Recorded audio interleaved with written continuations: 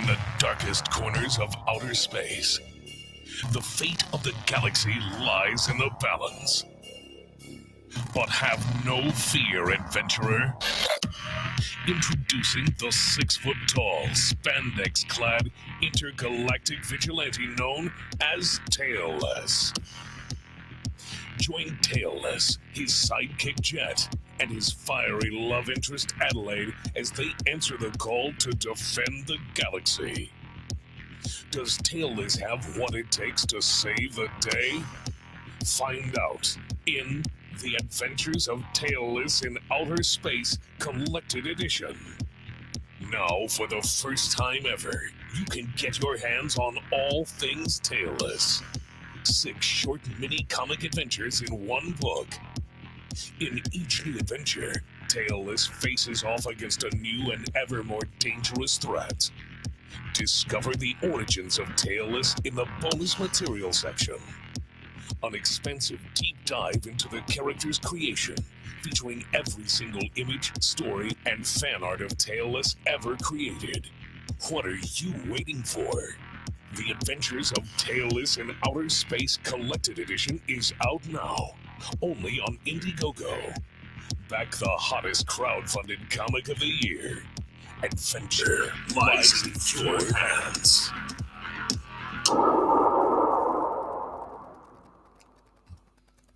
Hey, how's it going, everyone? Cool to see a couple of people here today. I think I've picked the worst time to go live because everyone's busy on other streams at the moment. But yeah, cool to see the few people we do have over here. Thanks for coming, guys. Hopefully this will be a really cool episode. So welcome to episode 3 of the Blackness Podcast. Today, no guest on, but we've got a cool topic. We're going to do the first of hopefully many CG book reviews. I've got 4 books today. You'll know what they are by the thumbnail. Let me say hi to the chat quick. We've got the Richness and Giggity. How you doing, dude? And we got Jake giving me a rawr. This is not a furry account. This is not a furry channel. Anyway. How we doing, guys? Good to see you both here. We've got a few more people watching at the moment. So, yeah, really cool. I was just on a cool show with Pops Van Zandt, and I would appreciate after everyone watches this one, go check him out. He's streaming all day long because he's got CromCon on. We had a really fun chat with him just now. That was pretty good. I suggest catching up on that one at some point. You must have a few pints, indeed. You know what? I should. I kind of fancy one myself. I don't have anything right now. I was in a bit of a rush to get the stream up. But yeah, whatever. I just realized my Indiegogo is still set to dollars. So we've got over 4.5k dollars there. Let me sort that real quick. I learned how to today on that stream. Where's the Great British Pounds? There we go. Let me scroll back up and there we go. £3,244. So what I'm telling everyone is if you back this campaign while I'm on a stream, any stream, I'll send you some free artwork. I did a really cool Inktober Tailless Cthulhu crossover. So if you want some free artwork of Tailless battling against some really cool Lovecraftian monsters, then back the campaign while I'm on screen, and I'll send it to you for absolutely free. I mean, what more is there to it? I'm worried I'm experiencing audio issues. So guys in the chat, just let me know if we're all okay. Other than that, we'll get started in just a second. Fiat currency always looks better. I tell you what, like I've just got to find the currency, like the weakest currency, and we'll go by that metric. That'd be a good idea. Rob's here. How you doing, Rob? I'll send my bath water. We're not selling any more bodily fluids or hairs or growths or whatever on this campaign. Unless you make me a millionaire, then I'll sell a lot. But yeah, the Adventure Tailless in Outer Space is on Indiegogo. Check the there we go, I'm pointing the right way. Bottom left, right hand corner. I'm not sure. Back Keshi Tailless today. He's right here. We are so close to hitting 50 pieces sold. I know it says 1 there, but we sold them through other tiers. We even have a army builder here. So if you want to buy 3 Keshi figures, go ahead at a discounted rate.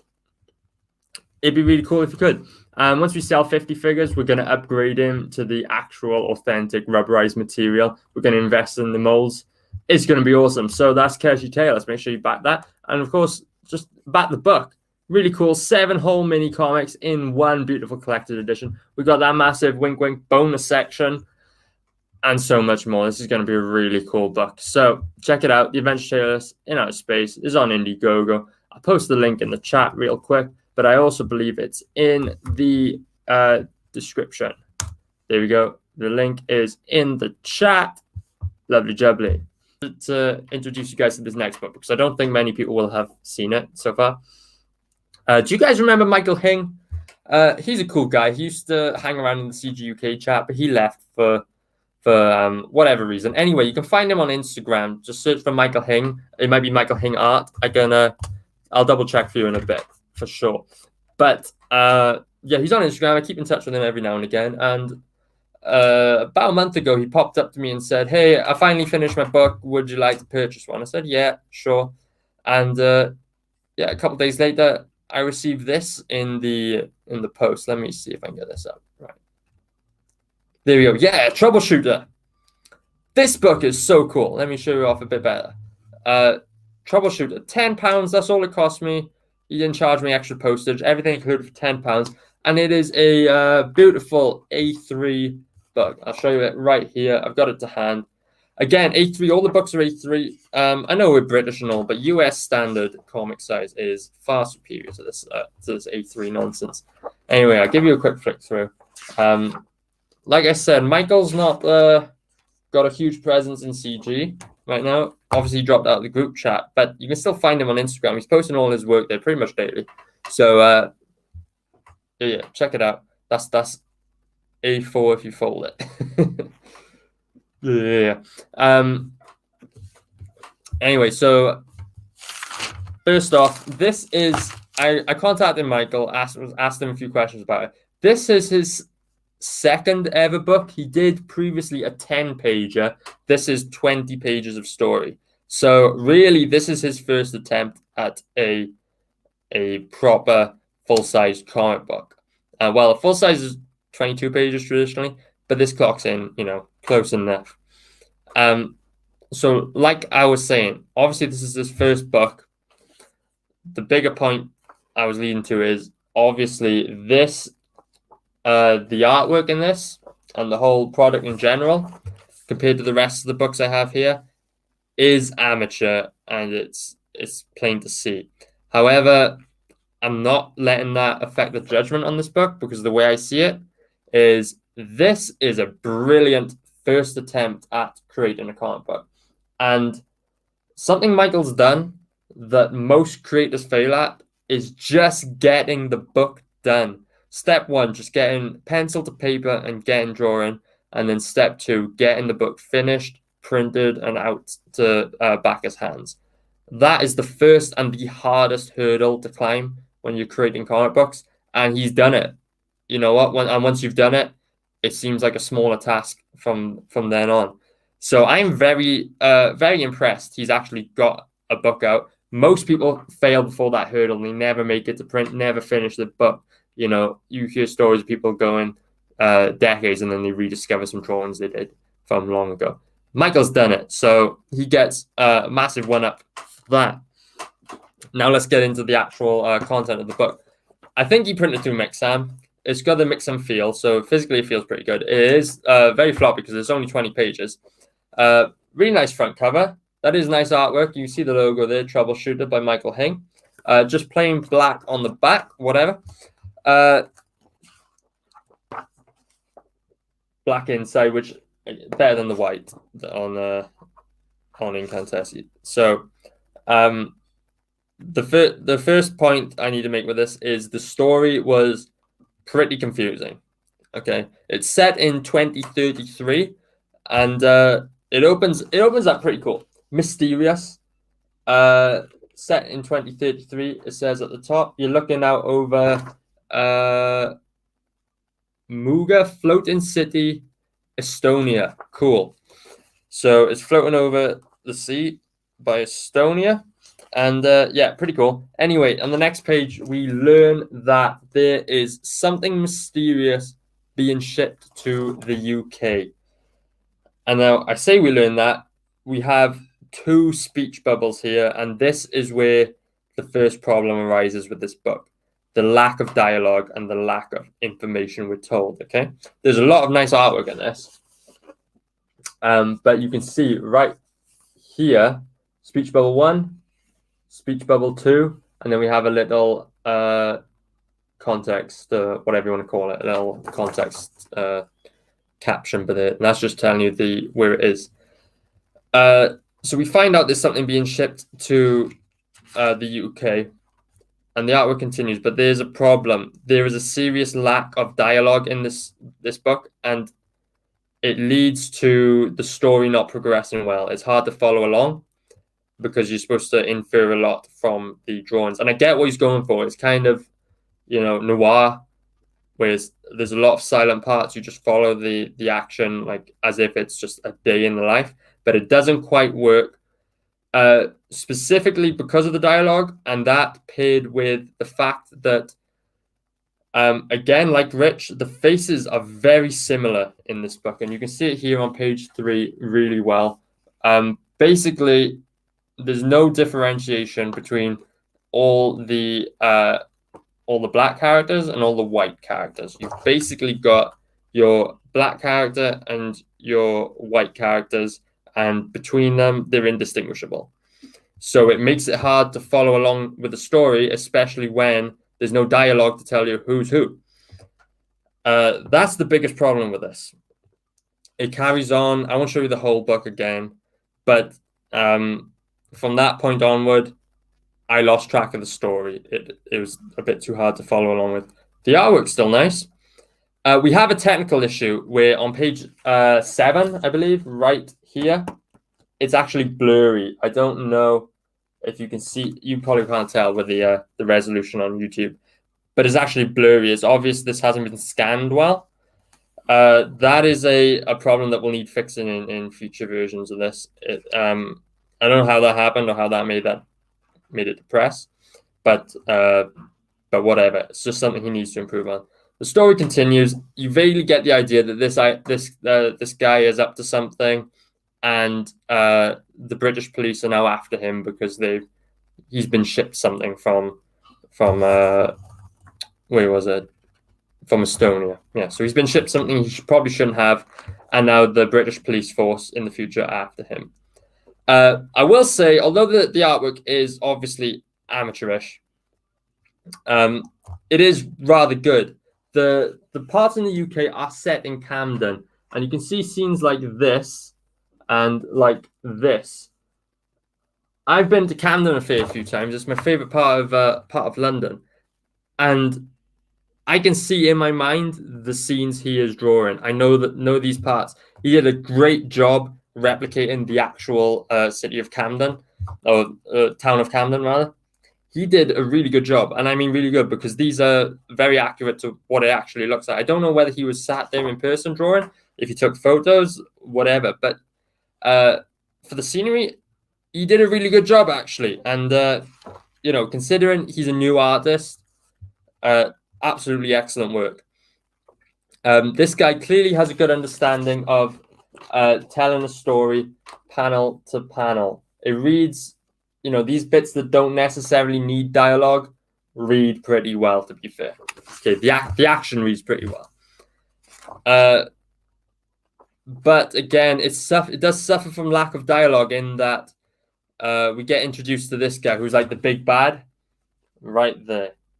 And it feels kind of out of nowhere because we don't have the context before in the way of written story. Obviously, this is a visual medium, but you do need a certain amount of dialogue there to back it up. So this big guy comes out of relative nowhere, and our main character dispatches of him within the next few pages. It's quite cool, actually. Good artwork. But then another problem. Since these guys all look the same, it ends on this page right here, and I have no clue what is going on there. It's a cliffhanger, I can tell that. A man hugging another man, but it is way too indescript, and to jump from fight scene to that with the only caption being Muga, Floating City, Baltic Sea. Not enough information. Let me just check my notes one more time. Yeah, so I've given the book a lot of criticism, but you've got to remember, this is Michael's first publication. And like I said, he did a great job just getting this book done. I know how hard it is to get a page of artwork done. The first Tailless mini comic was only 6 pages, and it took me months to get that done. And at the time, I remember thinking it was so much stress and so hard that, I was wondering whether it was for me. But once you get past that hurdle the first time, it gets a whole lot easier. I was talking with him, and he answered a couple of my questions. So, like he said, it's the first 20-page book he's done. He can't remember how long it took, but he thinks about 3 months. So 3 months of work for 20 pages, that is excellent. That is a great amount of time to get this done. And he said it was something he started doing during lockdown. So good for you. Good for you, dude. You turned, what is otherwise a depressing situation into a work of art. So well done. I respect you for that. He said he was sometimes plagued with self-doubt and have to push through the worst moments. Yeah, I get that. It can be a grind trying to get the artwork done sometimes. I understand that, dude. But he said, let me just read this properly, but he realized he couldn't just leave it, otherwise it forms a bad habit. And you need to get into the routine of finishing, even when the initial excitement is done. You know what? He's unlocked the secret there. I think he's found through the creation of this, he's found something inside him. Like, you can tell this guy wants to do comic books and he's determined. And that is the best thing to see. I really respect that. And also, I asked him personally what he thinks he should improve on. And he hit on all the same points I just did. Pacing and complexity. And then, let me just see. Oh, yeah, and being obsessed about the finer details. Like I mentioned earlier, all these books, there's a big theme of world building with regards to my criticisms of them.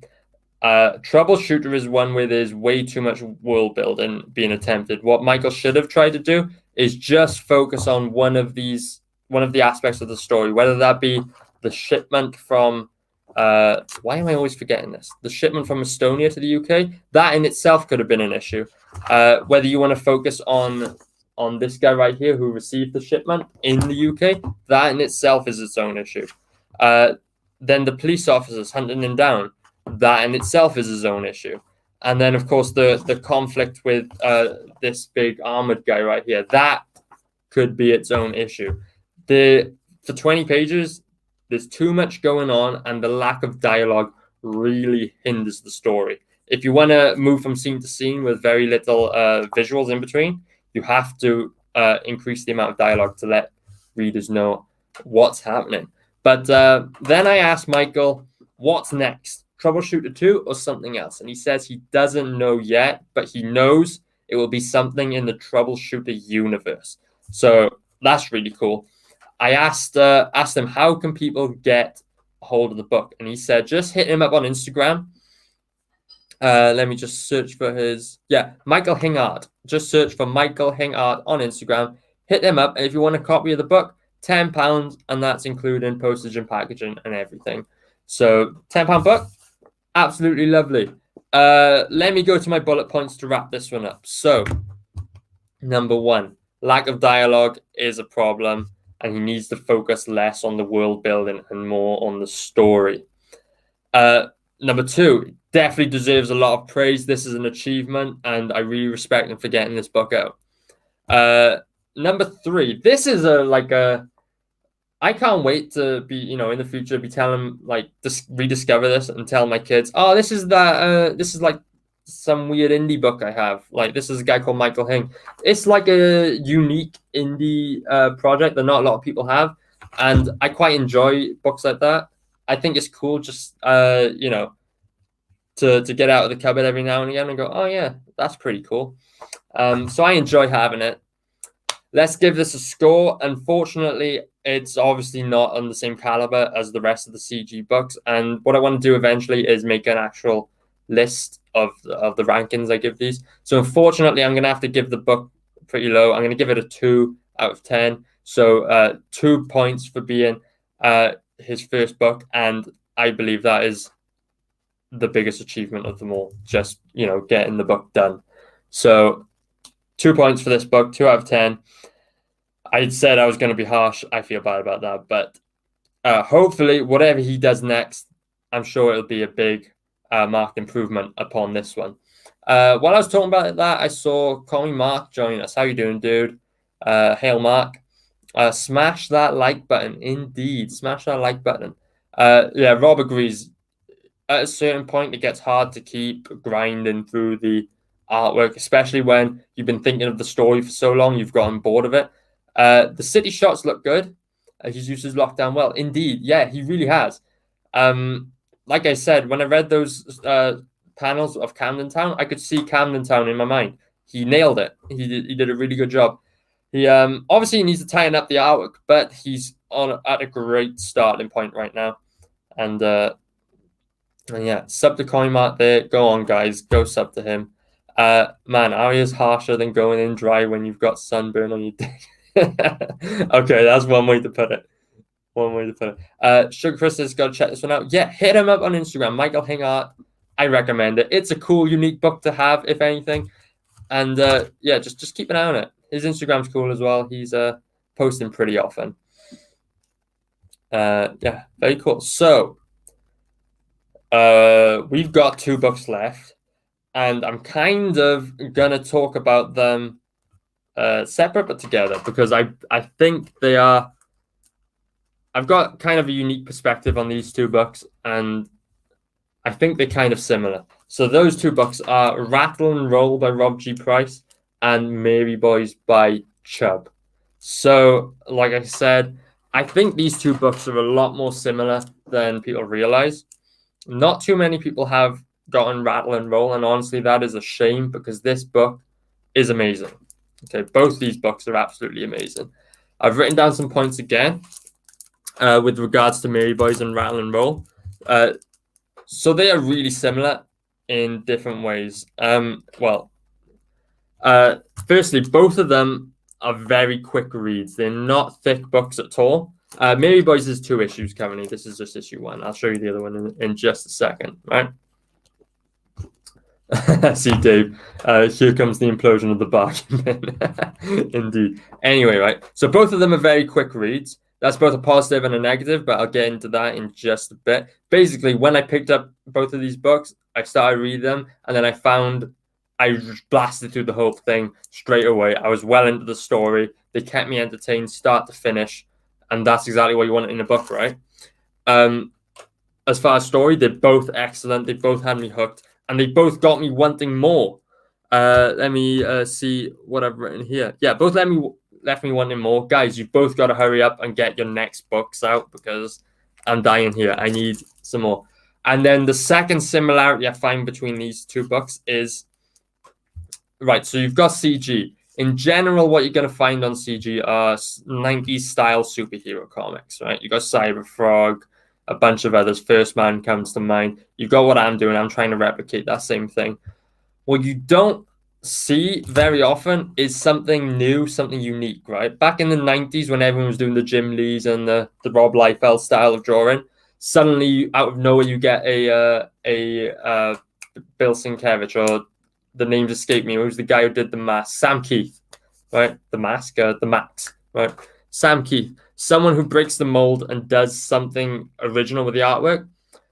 So, like, by now we've seen everything, right? It's hard to come up with something original, like an original style that no one has seen before. If you come up with something strange, someone's probably going to say you look like Mark Bisley. If you come up with something like generic, people are going to say it's like another Jim Lee ripoff, right? Basically, both of these guys, Rob and Chubb, in my opinion, are a newspaper-style comic strip artist turned comic book artist. And I think that is the new something missing in CG. Well, I think it could be, at least, right? We need something new, newspaper style comic art. I think that is it, right? I'm not explaining myself well here, but both of these books do feel like they are taken from the pages of an old newspaper strip and now just turned into a full-length comic book. And I think, if Image Comics has Sam Keith and the Max and all that, and Marvel has Sienkiewicz and all that, maybe we can have Chubb and Rob and this sort of newspaper style.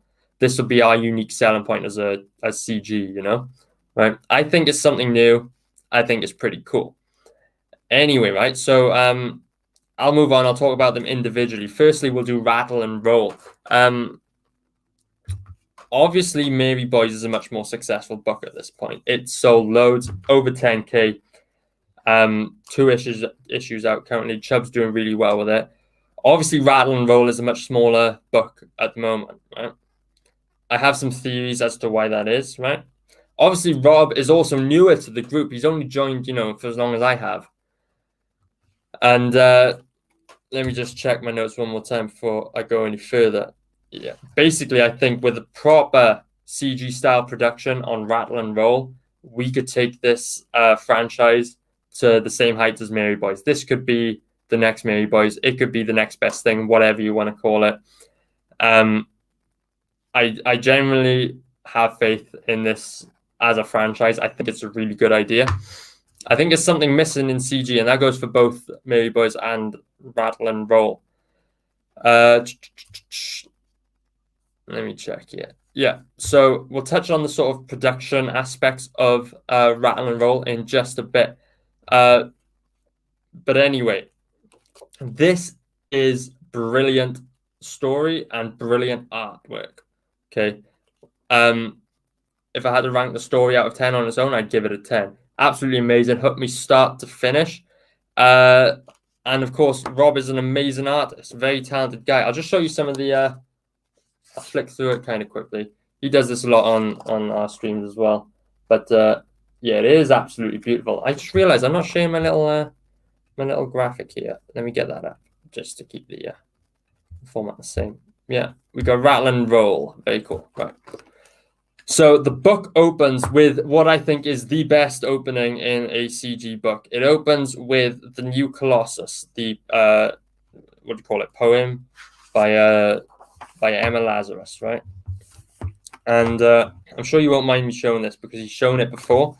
Basically, Ratl arrives in New York on a boat, and the art style here is absolutely gorgeous. This beautiful painterly style, and you can see the poem being written in the large caption boxes, and then atop the painted backgrounds, you can track Ratl's journey here from the boat. He grabs a life ring, throws it out to sea, jumps out to the life ring as the New Colossus is progressing, and then you have this beautiful, absolutely stunning splash page of the boat in the background, and Ratl is right there swimming away on his little floatable ring.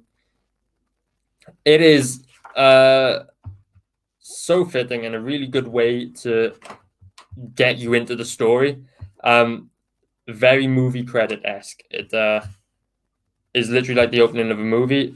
If there is ever a live action Ratl and Roll, they're going to take directly from that to open it up. It is absolutely brilliant. And yeah, props to him for that. I think it was a great idea.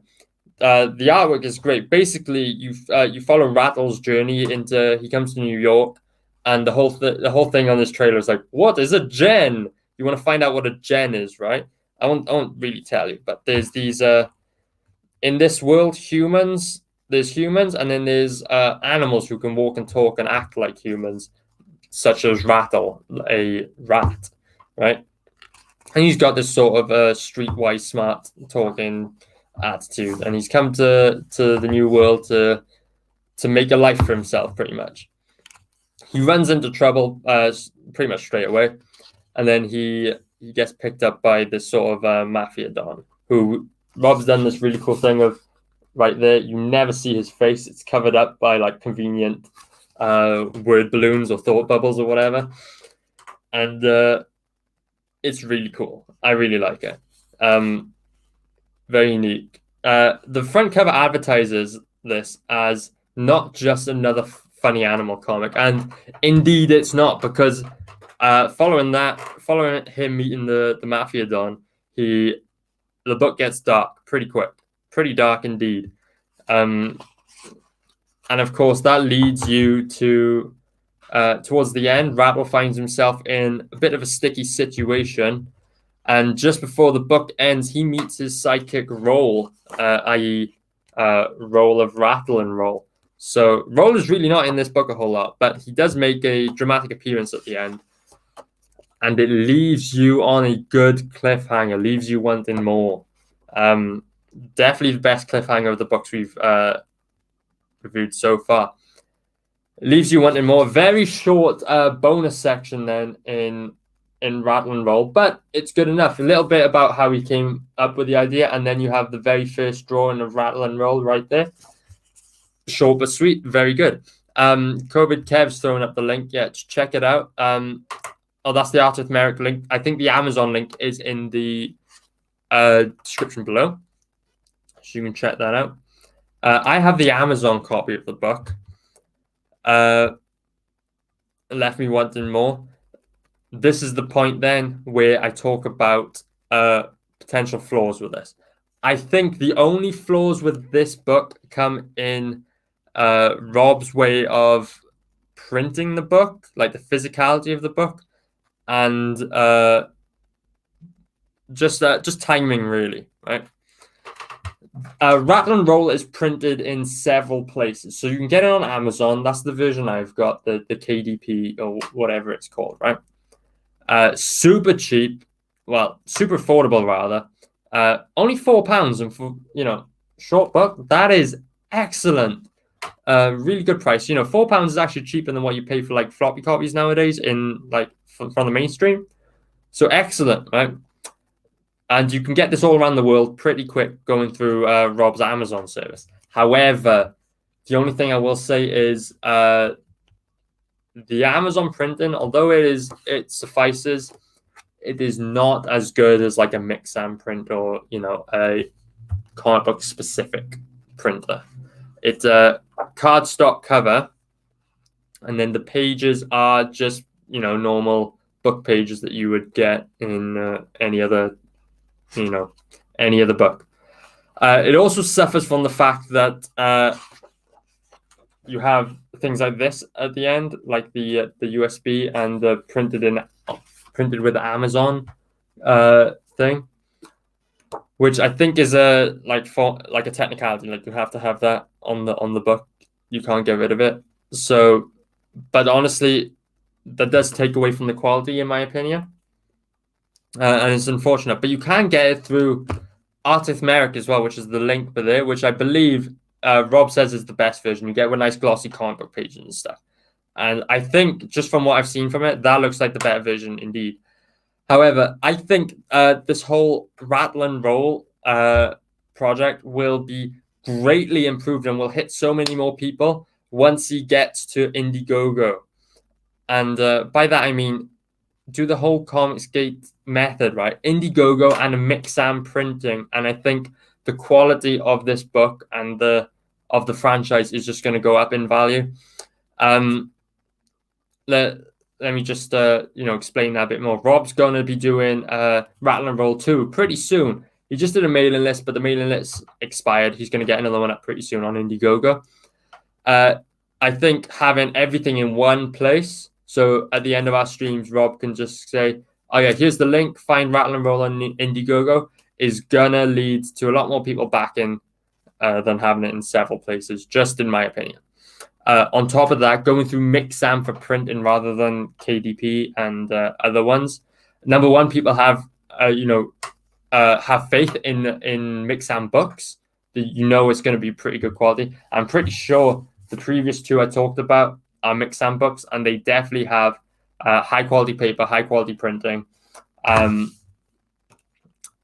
better than the Amazon version of this book, basically. Right?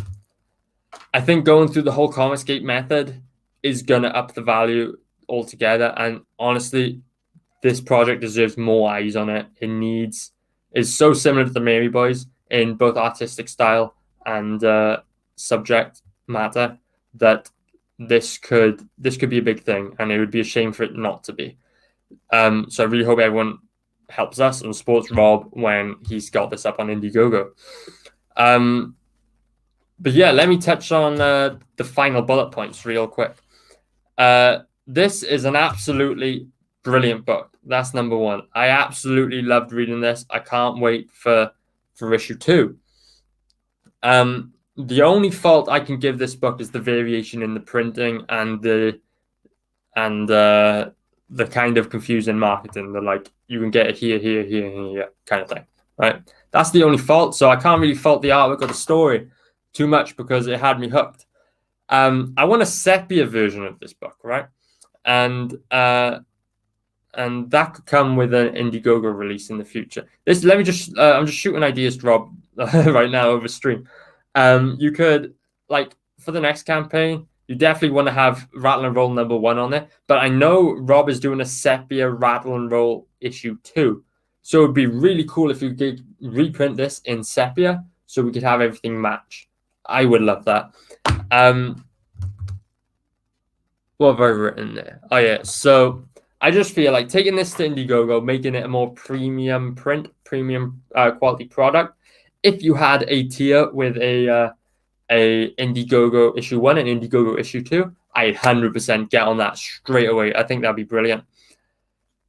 Yeah, guys, like I said, beautiful artwork, brilliant opening to the story, and then a story that had me hooked for the rest of the book. I think is amazing. I'm going to give this one a score of 9 out of 10.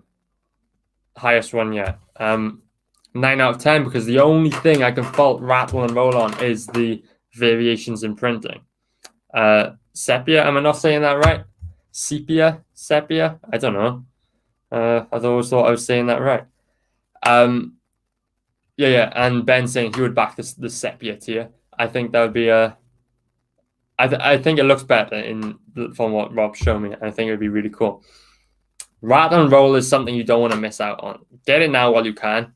And Rob, hurry up on that Ratl Roll number 2 because I'm itching for it. It's a really good story. We're going to give it a 9 out of 10. The only fault is the variation in printing.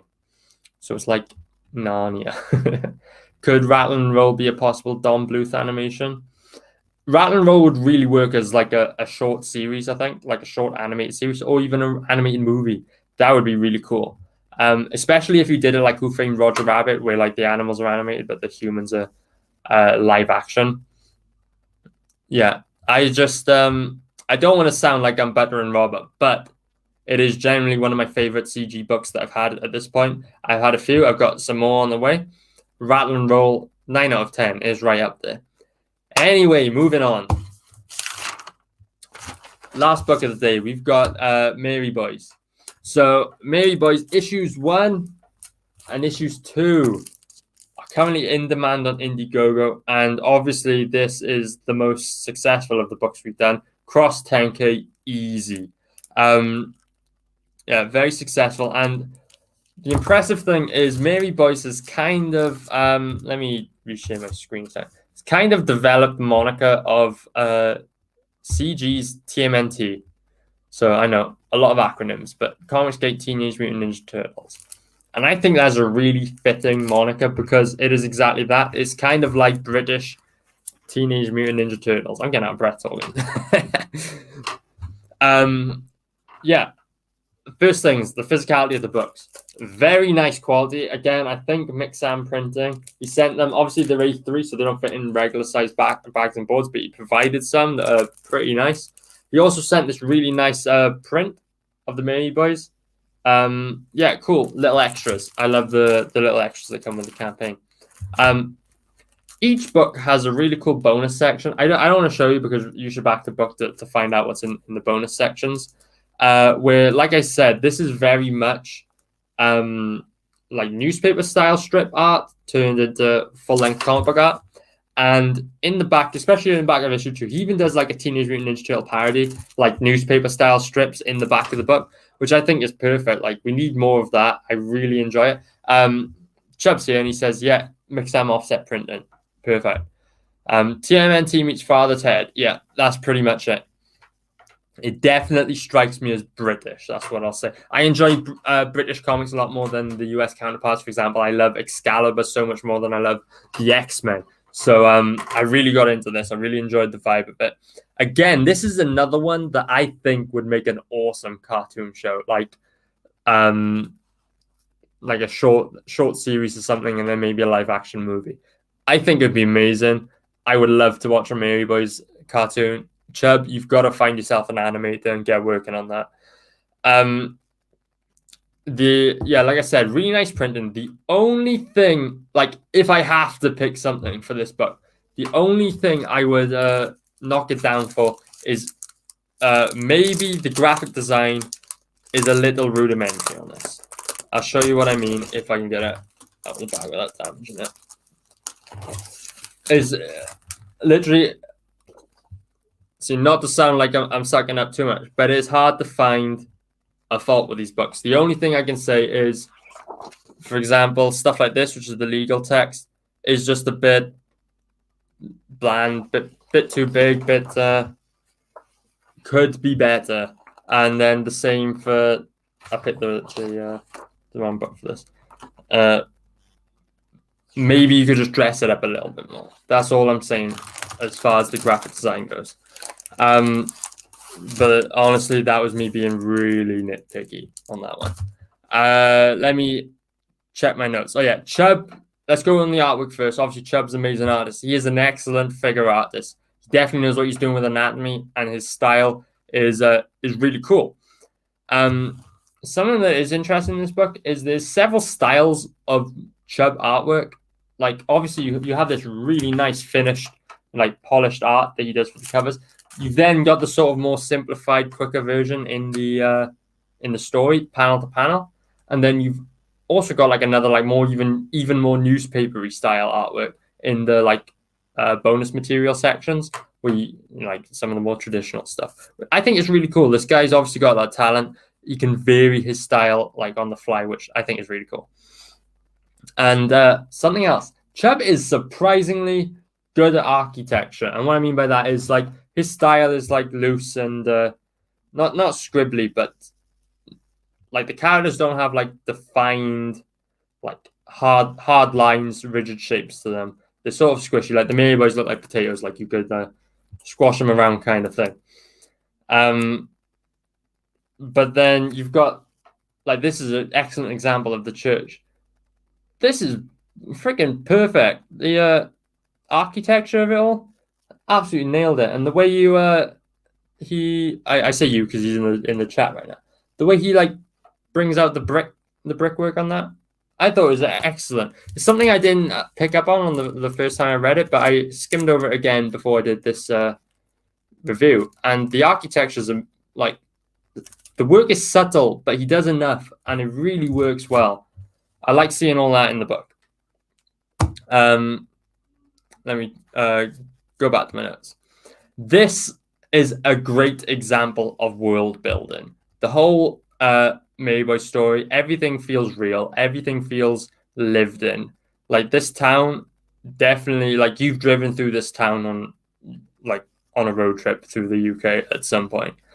Like, all the like townspeople, they're sort of caricatures of people you see out and about every day. I know certainly in Wales, some places, Barry Island, definitely gives me Mary Boys vibes, right? So these characters really feel real. It feels really British as well, iconically British. If this was as big as something like the Inbetweeners or Gavin and Stacey, this would be, iconic British. It's definitely got those vibes. Both books are quite quick reads, which again, positive and a negative. I started them, I was hooked right the way through. I read them both literally in 20 minutes tops for both of them together. And yeah, I just powered through the book and then went back to look at all the gorgeous artwork. I think Mary Boys will definitely benefit from a collected edition in the future, just because you can read through them so quickly. You put these two books together, put the next one on top of that, 80 to 100 pages, whatever. That would be really fun. You could read take your time more reading it. It'd be really cool to see a premium quality Mary Boys hardcover, something like that. I would love that, especially in the future when you've done a few more of these books. I definitely back a Mary Boys collection. I think that'd be brilliant, and that's kind of what I'm waiting for. That'd be really cool. Issue 2, very kooky and interesting cliffhanger. I don't want to show it because that would kind of spoil it, because there's not really a character you see a whole lot. But there's an old lady that something's up with her. Very kooky, very interesting. And you put that ending in there. I want to know more. Like, what happens next? Who is this person? And I guess I'm going to have to wait for issue 3 to launch on Indiegogo. So come on, dude, hurry up. I need the next bit. I need the next installment. I need to know what happens with her. I was gonna show you something else. Let me see if I can find this. I'll announce it now. I've already shown it off on another stream, but I am a huge fan of the Mary Boys. I really like how they've become kind of the Teenage Mutant Ninja Turtles of CG. So I'll show you this. Quick sneak peek. I won't leave it up too long, but Chubb's given me permission. The Mary Boys are in the Taylor's Collected Edition now. That's all you're going to see for now. If you want to see more of the Mary Boys, you have to back the book, obviously. So, yeah, cool little team up. And thanks, Chubb, for letting me use the characters. Let me just say right now, big thank you for that. They're really fun to draw. I got to say, the way Chubb draws them, just fun to look at, and then to draw them, that's a whole lot of fun as well. Let me see, what else have I got? Okay, we're gonna wrap up this bit. So let me give you the bullet points. Mary Boys 1 and 2, both excellent comic books. I cannot fault them. Like I said earlier, I picked up on the graphic design, but that was a stretch. I was just trying to find something I could say that was a negative. Really is not something to be held against you. Second bullet point, I want more. I want a premium version. Like I said, a collection.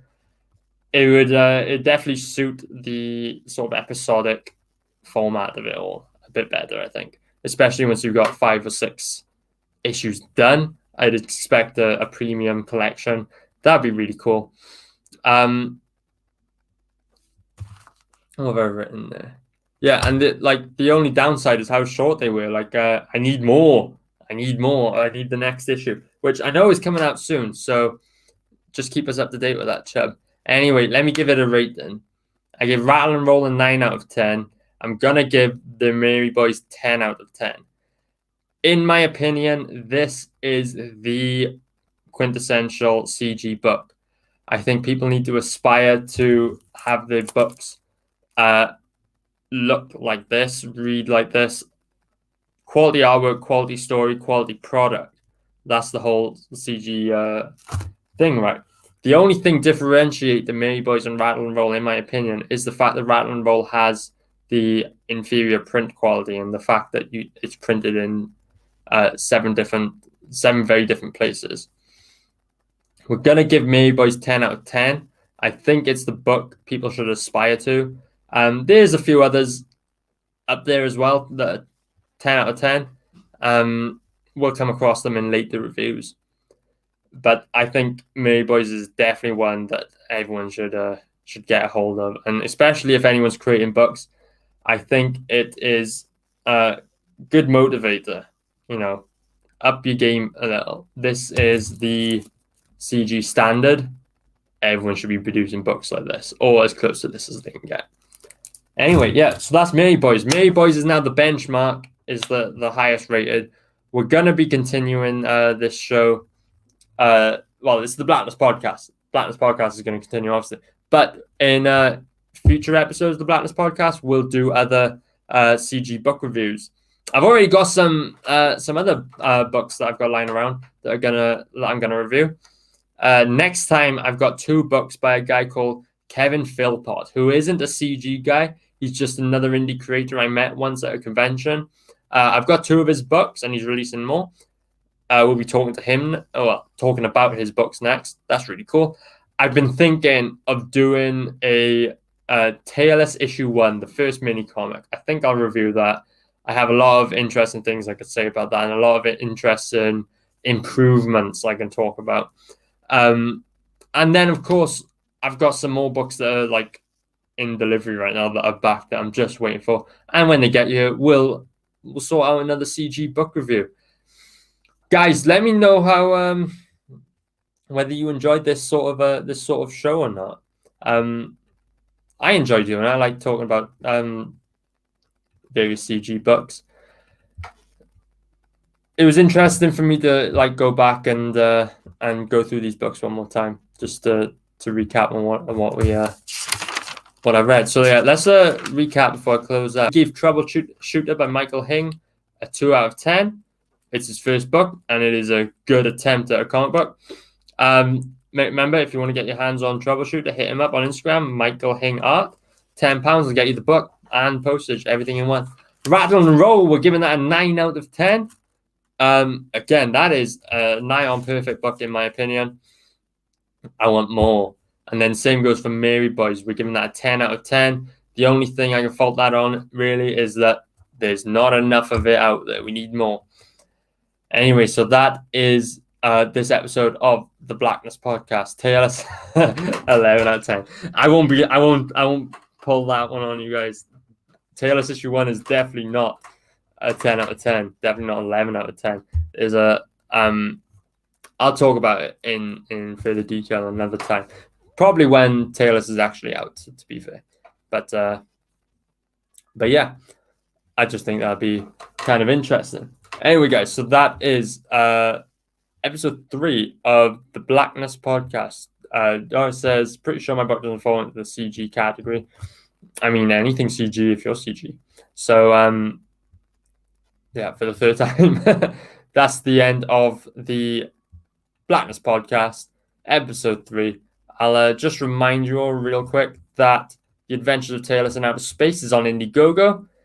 If anyone happens to back tonight while I'm on stream, I'll send you some really cool Cthulhu meets Tailless artwork along with whatever you back.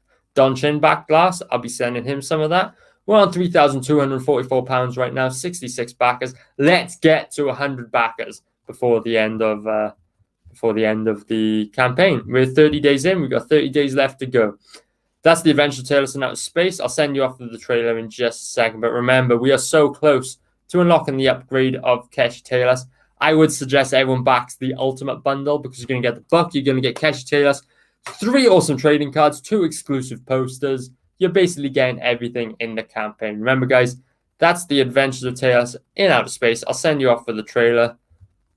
Thanks for coming. Adventurers, beware. Evil lurks in the darkest corners of outer space. They're here to take over. Have no fear. Now you have the power to save the galaxy. Introducing Keshi Tailless, the 2-inch tall defender of the galaxy. You'll never stop us, Tailless. Think again, bad guys. Take that. Well done, adventurer. The galaxy is saved. Keshi Tailless comic book and other merchandise now available on Indiegogo. Back the hottest crowdfunding book of the year. Adventure lies in your hands.